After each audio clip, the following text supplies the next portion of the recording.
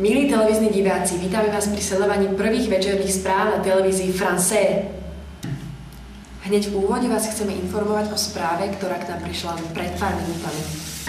Neznámy páchateľ sa dnešnú noc vlámal priamo do chrámu svätého Petra v Ríme a obohatil sa o nemalé množstvo vzácnych predmetov. Len nedávno sme vás informovali o krádeži vzácneho kameňa, známeho aj pod názvom Ružový panter.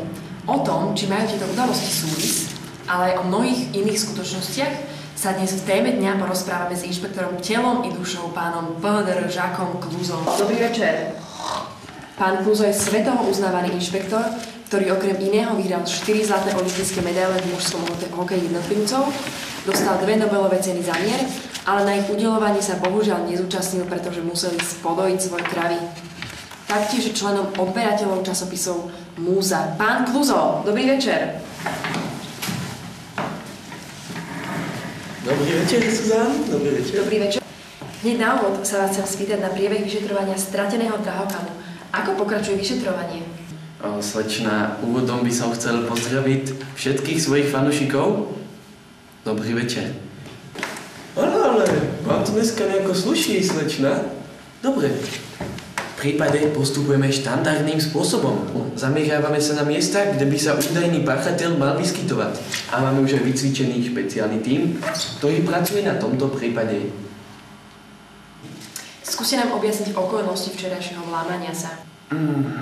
Myslím, že nie je v mojej právomoci vyjadriť sa k tomuto. Majú tieto udalosti medzi sebou súvis? Nechci tento odo mňa! Ja sa tu nemôžem vyjadriť. Dal som prísľub pápežovi, biskupovi, všetkým aj svätému Krištofovi. Minulý rok, ktorý vyprší až zajtra. Prosím, pán Kluzo, vaše fúzy sú v tom zapadajúcom slnku takom farebné. Už vám niekto takto pochválil? No ale vy viete potešiť človeka. Ináč používam tie najkvalitnejšie slonie hovná.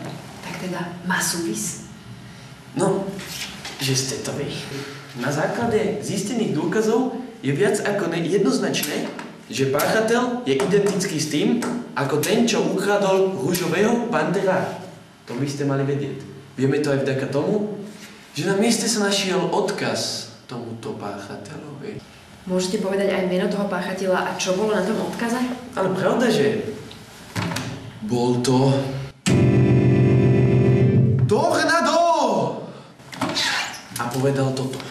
Ďakujem za tento tovar. Bol som to ja, Tornado.